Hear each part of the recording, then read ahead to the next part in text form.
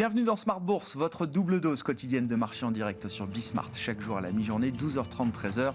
Et en fin d'après-midi, la grande édition pendant une heure à partir de 17h. Au sommaire de cette édition de la mi-journée, une fin de semaine chargée, toujours en termes de flux de nouvelles. Après une journée intense hier, nouvelle journée importante avec beaucoup d'informations macroéconomiques et microéconomiques. Sur le front de la macro, on a pris connaissance des premières estimations de croissance pour la zone euro et différents grands pays de la zone euro au troisième trimestre. En gros, la croissance est en train d'atteindre son pic en zone euro. C'est ce qu'il faut comprendre avec un chiffre global de progression du PIB zone euro de 2,2%. La France s'en sort un peu mieux que les autres avec une croissance qui accélère à 3% au troisième trimestre. On notera quelques déceptions du côté de la performance allemande ou encore espagnole. L'Allemagne qui voit sa croissance ralentir à 1,8%. La croissance espagnole ressort à 2% sur le troisième trimestre. Et puis on notera la croissance italienne qui tient plus que bien à 2,6% sur le trimestre écoulé. Voilà donc pour les chiffres macro du jour. Notez qu'on a toujours des surprises positives à la hausse sur le front de l'inflation en zone euro, que ce soit pour l'inflation globale ou encore l'inflation cœur sous-jacente. Le chiffre global d'inflation pour le mois d'octobre en zone euro ressort à plus de 4% et l'inflation cœur ressort à plus de 2% sur un an sur le mois écoulé. Voilà pour la toile de fond macro concernant la zone euro aujourd'hui. Sur le front des marchés, on va faire le bilan du mois d'octobre avec Jean-François Bay, Cantalis qui sera avec nous comme chaque dernier vendredi du mois. Le bilan est positif, le CAC 40 est passé de 6500 à 6800 points sur l'ensemble du mois d'octobre. On verra si cette performance positive pour les marchés actions s'est accompagnée de flux également sur les portefeuilles actions gérés par les investisseurs. Et puis on s'intéressera à l'allocation d'actifs sous contraintes climatiques. Comment envisager demain les allocations stratégiques cibles, celles qu'on détermine pour plusieurs années, voire plusieurs dizaines d'années quand on est un asset owner, un fonds de pension, un grand investisseur institutionnel, et comment intégrer évidemment la dimension climatique en plus des facteurs de croissance, d'inflation, de liquidité. C'est la nouvelle donne pour les prochaines années en matière d'allocation d'actifs et on en parlera avec le directeur de l'investissement responsable de La Française qui sera avec nous en plateau pendant cette demi-heure.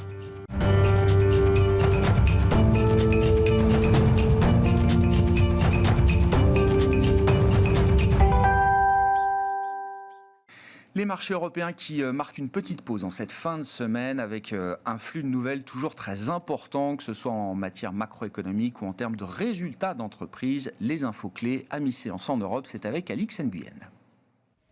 Le CAC se démotive à la mi-journée, plombé par les trimestriels décevants d'Apple et Amazon. Des résultats qui entachent largement un début de saison pourtant bien engagé. Si les trimestriels d'Apple sont le reflet de problèmes d'approvisionnement, ils se sont notamment fait ressentir sur les ventes d'iPhone. Amazon a quant à lui fait les frais de la hausse du coût de la main-d'œuvre cumulée à des tensions sur les livraisons. Une double déception qui laisse présager une saison des fêtes de fin d'année bien morose. Les deux titres perdaient entre 3 et 5% dans les transactions après bourse. À New York, les contrats futurs sur indices américains reculent. En Europe, les valeurs technologiques sont globalement dans le rouge. L'inflation de la zone euro accélère plus que prévu en octobre. D'après la première estimation publiée par Eurostat, les prix à la consommation y ont augmenté de 4,1% sur un an, après 3,4% en septembre, du jamais vu en 13 ans. La croissance de l'économie de la zone ralentit à 2,2% au troisième trimestre. Elle affiche en revanche et comme prévu une progression de 3,7% sur un an. La forte poussée de l'inflation tire le secteur bancaire. La hausse des rendements obligataires lui profite. Celui du Bund allemand à 10 ans se tend de près de 3 points de base. BNP Paribas gagnait près de 2% ce matin. La banque a publié des trimestriels supérieurs aux attentes et confirme tabler sur une croissance soutenue de ses revenus, mais aussi sur un taux du risque faible inférieur à 45 points de base. Et puis une annonce à compter de novembre, BNP Paribas lancera un plan de rachat d'actions d'un montant de 900 millions d'euros. Crédit Agricole et Société Générale sont eux aussi en nette progression. Safran avance dans le vert après avoir enregistré une hausse de ses revenus au troisième trimestre. Le motoriste relève son objectif. Même tonalité du côté de chez Essilor-Luxottica, dont le titre est en nette progression. Après avoir signé un record, le lunetier relève lui aussi et de nouveau ses objectifs financiers pour 2021. bien. Et on termine avec Air France KLM, dont le titre connaît une hausse franche. Pour la première fois depuis le début de la crise du Covid, le groupe a généré un bénéfice d'exploitation au troisième trimestre. Il profite pleinement de la reprise, bien que partielle, du trafic. Il dévoilait ce matin un résultat d'exploitation positif au troisième trimestre, après un bénéfice d'exploitation de 132 millions d'euros pour un chiffre d'affaires en hausse de 80% à plus de 4 milliards d'euros. Tendance, mon ami, c'est avec Alix Nguyen chaque jour à 12h30 et 17h dans Smart Bourse sur Bismart.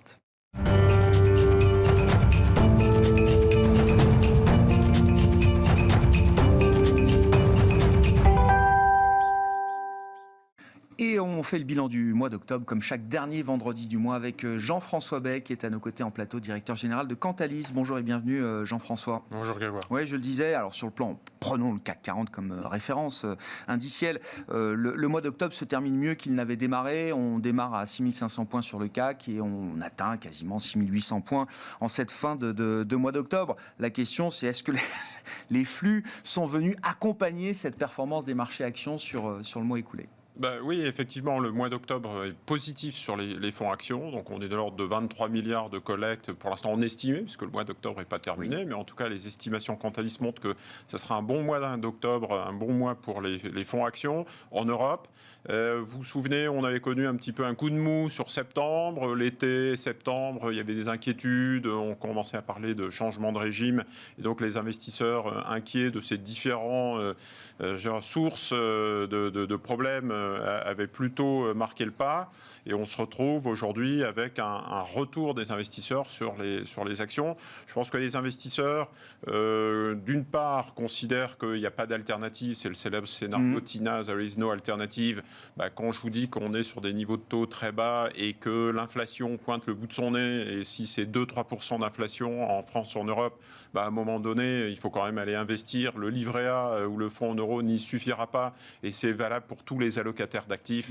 Et donc, quelque part, on continue à se réorienter sur le moteur de performance action. Et je pense aussi que les marchés au mois d'octobre ont accepté le concept des banques centrales vendues par les banques centrales qui vont maîtriser la situation. Et donc, quelque part, on voit que les banques centrales sont à la manœuvre, beaucoup plus actives que ces derniers mois. Donc, c'est en train, j'allais dire, de rassurer quelque part, même s'il y a des zones d'inquiétude toujours, les marchés. On a vu récemment donc, le discours de la BCE avec Christine Lagarde qui était très rassurante sur la croissance, avec une acceptation, en fait, une asymétrie sur l'inflation qui était le cas depuis un certain temps. Ouais. Les banques centrales acceptent cette asymétrie sur l'inflation. Les banques centrales aussi, j'ai noté la banque néo-zélandaise qui a déjà commencé à augmenter ses taux directeurs. La Banque du Canada qui a expliqué qu'elle arrêtait le quantitative easing mais qu'elle allait augmenter les taux directeurs. L'Angleterre, les États-Unis, la Corée, etc., le Japon. Donc il y a, j'allais dire, un petit peu des flux, des cycles où certaines zones sont plus en avance et ont envie de maîtriser ce risque inflationniste. Nous, j'allais dire, en Europe, on est un petit peu en retard dans le cycle, donc on voit que la Christine Lagarde est plus zen. Essaye de temporiser. Voilà, de temporiser, mais en tout cas... Mais c'est plutôt un message rassurant, vous dites. Les marchés actions, les investisseurs actions regardent plutôt l'accélération des normalisations des politiques monétaires comme quelque chose de rassurant à ce stade au regard de la pression inflationniste. En fait, on avait peur que les banques centrales soient en retard sur le cycle et acceptent cette asymétrie au point d'avoir une spirale inflationniste. Donc là, elles nous disent non, on contrôle, ne vous inquiétez pas, s'il faut augmenter les taux directeurs ou diminuer le quantitative easing ou faire les deux, on le fera. Et quelque part, vous avez cet aplatissement de la courbe des taux aux États-Unis, le taux de 30 ans qui a baissé, le taux 2 ans qui a triplé, je crois, en un an et doublé en un mois. Et donc, les marchés s'ajustent. Ce qui est accepté par l'ensemble des marchés. Est-ce que ça sera aussi simple que ça ? On ne sait pas. Toujours des discussions autour de l'inflation, mais on voit qu'aux États-Unis, c'était plutôt 5,4% sur un an. On est autour de 4,5% sur un an. Le ralentissement de la croissance aux États-Unis, j'allais dire, est venu rassurer quelque part un petit peu. Il y a sur les questions de surchauffe, puisqu'on est à 2% de croissance au troisième trimestre 2021. Et du coup, quelque part, ça donne du grain à moudre pour les stock pickers et les bond pickers en disant, bon, vous avez connu la période virus, Vous avez connu la période vaccin, le one way, le mouvement technique incroyable sur début 2021. Bah là, désolé, on rentre dans une période plus compliquée de stock picking à la lueur de l'inflation. Donc le facteur, c'est le facteur inflationniste. Et quelque part, du coup, c'est je favorise les stock pickers, je favorise toujours les fonds ISR.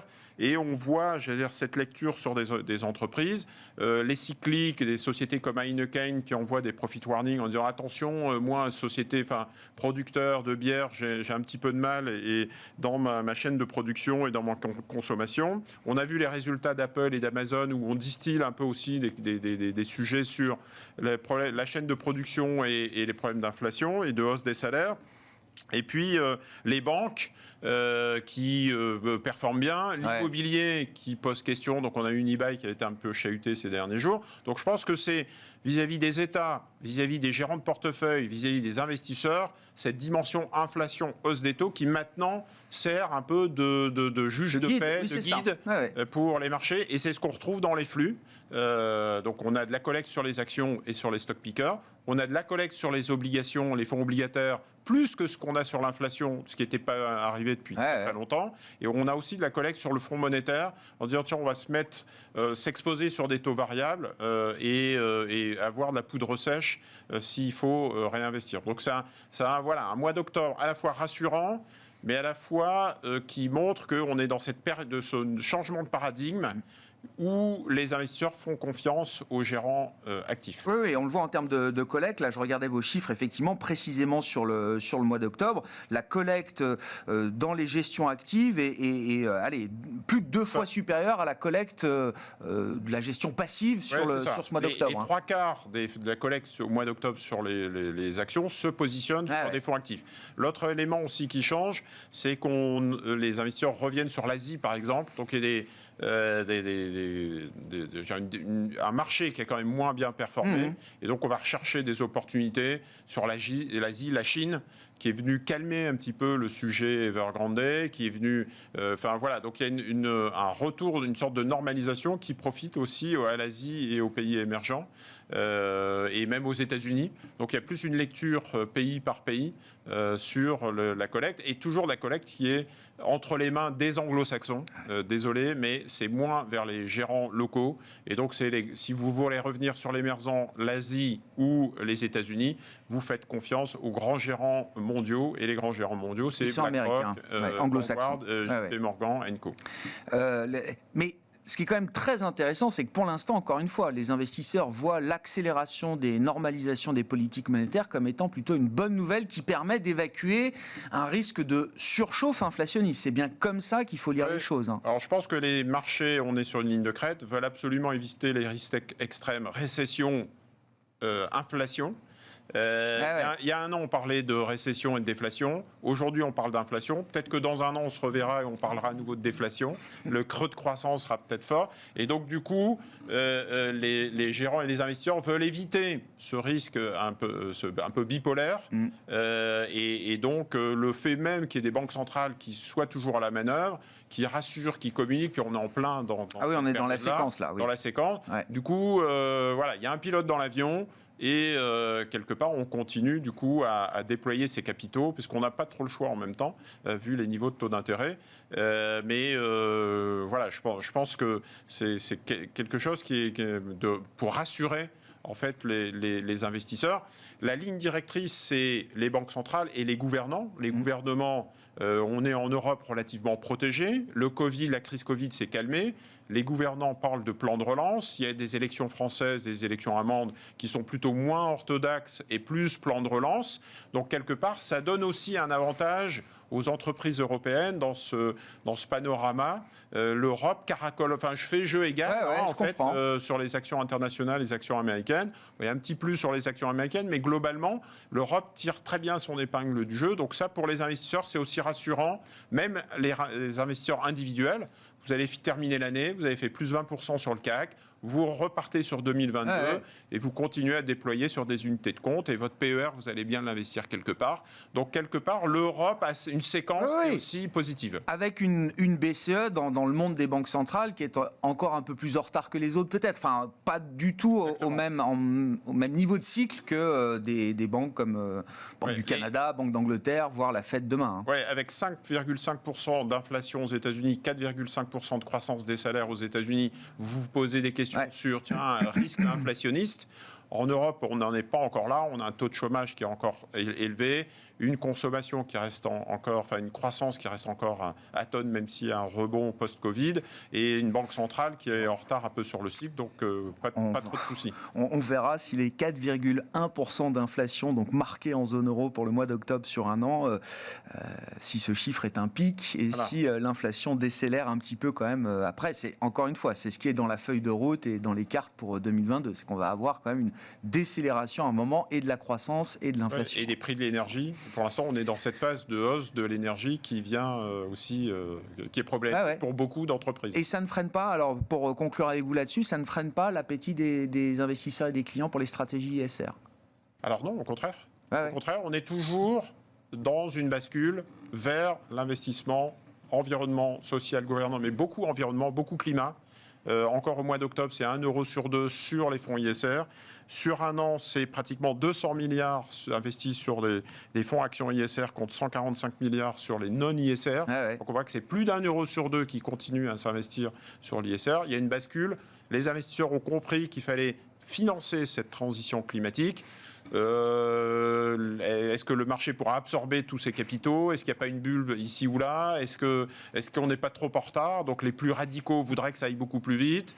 Les plus financiers raisonnables considèrent qu'il faut faire attention de ne pas aller trop vite. On en est là, mais en tout cas, les investisseurs sont toujours très friands de fonds ISR. Bon, on verra ce qui ressort de la COP26 en la matière, avec des réunions au sommet qui doivent commencer à partir du début de la semaine prochaine. Merci beaucoup Jean-François. Jean-François Bay avec nous chaque dernier vendredi du mois pour ce grand tableau de bord des marchés, le directeur général de Cantalis.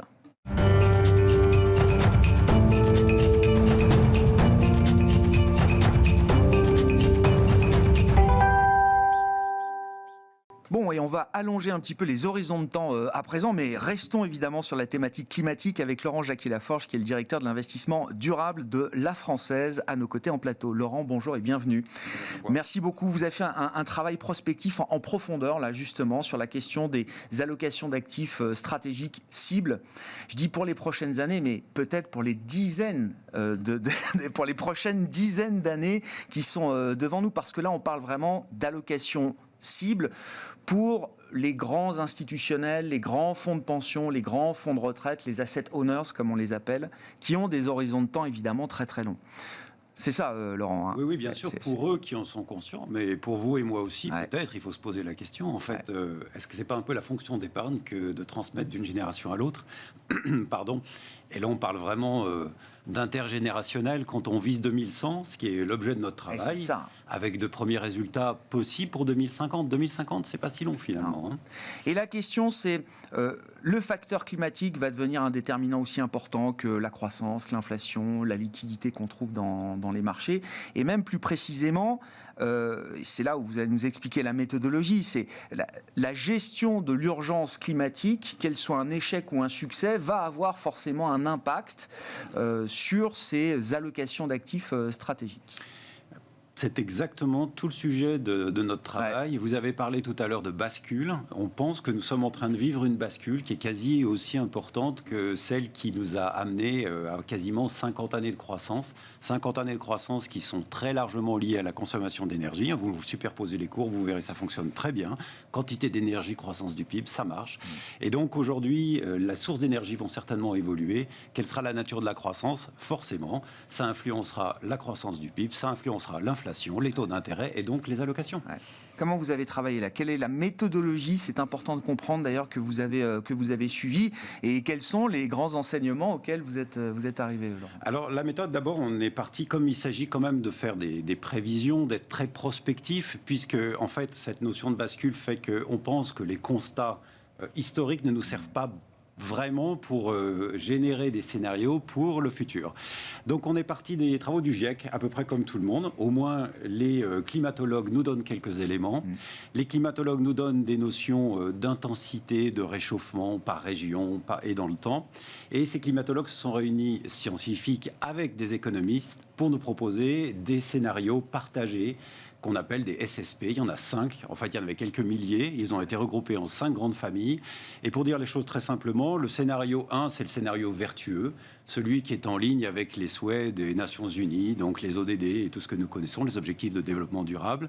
Et le scénario 5, c'est un scénario qui reste très carboné et qui nous amène à des tensions entre les pays. C'est presque un scénario guerrier. Alors, c'est pas nous qui l'avons mis en place, encore une fois, mais c'est ça, entre quelque chose de très vertueux. Ouais, le succès d'un côté et à l'extrême inverse, la capitulation et l'échec collectif, on va dire, face à ces défis et cette urgence. C'est exactement ça. Ouais. Alors, une fois que vous avez ces variables climatiques qui influencent les variables économique au sens large, eh bien, vous utilisez ce qu'on appelle des modèles intégrés. Alors, des modèles intégrés, vous savez que Nordhaus a eu un prix Nobel d'économie sur ce sujet. Il y en a beaucoup. Quasiment toutes les universités aujourd'hui proposent leur modèle intégré. Nous avons travaillé à partir des équations de Kaya, qui, comme vous le savez peut-être... vous allez nous le rappeler, Laurent. 4 grands éléments, en fait, la démographie, l'intensité d'énergie que vous avez dans votre production, et ensuite, quelle est la nature de l'intensité en CO2 de cette énergie. Et quand vous multipliez ces 4 éléments et que vous les associez entre eux de différentes façons, vous pouvez bâtir votre modèle intégré. C'est ce que nous avons fait, parce que, en fait, pour arriver à trouver la substance, c'est moins les résultats aujourd'hui qui nous intéressent que la démarche. Parce qu'évidemment, cette démarche, elle va s'ajuster avec le temps. Est-ce qu'on va plutôt aller vers un scénario vertueux ou un scénario catastrophique? Et à partir de là, eh bien voilà, il faut s'occuper de l'épargne. L'épargne, pour la valoriser, il faut minimiser le risque. Donc, c'est tout le sujet de ces modèles d'allocation. Est-ce que vous aboutissez à des changements profonds, radicaux, justement, pour ces allocations d'actifs stratégiques de demain par rapport aux dernières années, aux 50 dernières années, par exemple, Laurent? Alors, en fonction des scénarios, on ne pourra peut-être pas tous les détailler, mais entre les deux extrêmes et un scénario médian, quels sont les enseignements là auxquels vous aboutissez? Les enseignements sont plutôt intéressants. D'abord, on a fait un travail qui me semble assez révélateur. On a fait une rétropolation sur les 25 dernières années d'application de notre modèle. Et comme par hasard, on se retrouve dans le SSP5, c'est-à-dire la version fossile, intense, et les tensions entre les contrées. Je vous rappelle quand même que l'énergie et le pétrole a bâti la géopolitique de nos régions sur ces dernières années. Donc, il s'agit véritablement de changements importants. Donc, notre scénario appliqué sur les 25 dernières années, plutôt le constat des 25 dernières années, c'est le SSP5, c'est-à-dire la tension, l'échec, fossile. Donc voilà, ça c'est le point de départ, c'est toujours bon. C'est bien de le rappeler. Ensuite, lorsqu'on se met dans un scénario plus vertueux, eh bien, de façon intéressante, puisque là il y a aussi une bascule, mais une bascule vers une forme de croissance différente, les actions sont la principale composante de notre allocation. C'est quasi 30%. Dans le meilleur des scénarios, ça peut monter jusqu'à 50%. Donc il est intéressant. Alors après, évidemment, il y a des questions liées à la rotation entre secteurs, entre les régions. Toutes ces questions restent valides. Mais la part des actions peut monter jusqu'à 50% de l'allocation dans la version la plus vertueuse. Ce qui est intéressant, c'est que comme nous aussi, nous gérons à la fois des immeubles et des valeurs mobilières. On s'est interrogé sur la place de l'immobilier. La place de l'immobilier reste relativement forte, mais pour des raisons de diversification, parce que c'est un peu aussi le travail de l'allocation, c'est d'assurer un peu de diversification, ça sera plutôt de l'immobilier de logement, quand la part des actions sera très forte, alors que quand on a plus de taux, ce qui est dans des scénarios plus conservateurs, alors ça sera plus de l'immobilier de bureau que nous associerons avec les deux. Donc vous voyez, le sujet consiste à coupler ces différentes classes d'actifs dans des différents cas de croissance sous tension. C'est un travail qui, qui est déjà intégré par les grands asset owners pour lesquels vous travaillez, entre autres, Laurent. Est-ce que où est-ce qu'on en est du processus de réflexion, du processus justement de modélisation dans ces grands détenteurs d'actifs? Alors la pression est forte, parce que vous avez probablement noté que les banques centrales avaient édité des rapports sur ces sujets, quelles sont les contraintes liées au réchauffement climatique et quel est le niveau de risque qui va y être associé, notamment pour les assureurs ou pour les grands fonds de pension. Donc aujourd'hui, les quelques modèles ou les quelques résultats que j'ai vus, c'est en gros des systèmes où pas grand-chose ne bouge, parce que finalement, c'est assez rassurant et ça permet de ne pas bousculer trop les modèles. Les fonds de pension nous interrogent. En fait, ils avaient un regard un peu presque amusé sur ce travail. Aujourd'hui, ils ont un regard plutôt intéressé. Oui. Ouais. Et aiment savoir ce que les modèles économiques nous donnent sous contrainte de réchauffement climatique en matière d'inflation, en matière de taux et donc très logiquement d'allocation. Donc l'intérêt monte. Oui, on espère. Non, mais est-ce que l'écosystème réglementaire, alors on parle de la réglementation ESG, mais toute la réglementation prudentielle également, qui entoure ces grands détenteurs d'actifs. Est-ce que le cadre réglementaire permet ou permettra demain, justement, de modifier peut-être en profondeur certaines de ces grandes allocations ? C'est une question importante puisque, comme vous savez, cette réglementation prudentielle, et on l'a hérité essentiellement de la crise de 2008, et toutes les questions liées à la quantité de fonds propres qu'il faut mettre de côté selon la nature de vos investissements restent le moteur principal de cette allocation puisque la contrainte de la disponibilité des fonds propres est l'élément le plus pratique et le plus immédiat. Mais au même titre que la performance, quand moi je vous parle de performance à 20 ou 30 ans, et on se pose la question sur la performance du mois d'octobre, vous voyez, il y a un moment où il faut rattacher les deux. Je pense que, notamment sous la pression des banques centrales et de leurs travaux, ces questions liées au changement climatique vont apparaître de façon plus prégnante que ce qu'elles ne sont aujourd'hui. Aujourd'hui, c'est véritablement la consommation de fonds propres qui est le moteur principal de l'allocation. Ouais. Est-ce qu'on peut imaginer une prise de conscience rapide, peut-être à un moment, une forme d'accélération de la part des épargnants également, qui sont également des consommateurs, des contribuables. Enfin, on a tous plusieurs casquettes. On voit quand même que dans une partie de la consommation, les consommateurs sont déjà très acteurs, très engagés. Est-ce qu'ils le sont aujourd'hui à travers leur épargne ? Est-ce que les gérants d'actifs sont aussi au rendez-vous des promesses en matière d'ESG ? On a beaucoup parlé de l'étude CDP, du Carbon Disclosure Project cette semaine. Voilà. En gros, l'impact des fonds, l'impact de la finance aujourd'hui est très en deçà de ce qu'on pourrait imaginer si on veut vraiment que la finance soit un levier nécessaire pour cette transition écologique. Alors, il ne s'agit évidemment pas de polémiquer la nature des mesures que vous retenez pour savoir si la finance a été efficace, le temps que vous vous donnez. Parce que la transition environnementale comme la transition énergétique, c'est quelque chose de temps long. Le rapport RTE, qui vient juste avant les élections présidentielles, est un élément. Il vous propose des scénarios, là aussi, différentes possibilités. Il y a des choix politiques à faire. Et donc, évidemment, les élections que vous évoquiez précédemment, qu'elles soient françaises ou allemandes, mais particulièrement françaises en ce qui nous concerne, seront marquées par ces éléments. Donc oui, la prise de conscience existe. Oui, les financiers font. Les financiers, il y a deux faces de cette même pièce. Ouais. La première face, c'est financer la transition. C'est bien le rôle, et c'est le rôle de la réglementation qui nous pousse à le faire. Il y a une deuxième phase qui sert aussi, qui exige que nous préservions notre mission vis-à-vis des épargnants. Parce que c'est-à-dire préserver leur capital. Leur capital, la performance du capital, la minimisation de leurs risques associés à cette performance. Si vous n'associez pas les deux, vous cassez le fil sur lequel vous êtes en train de tirer.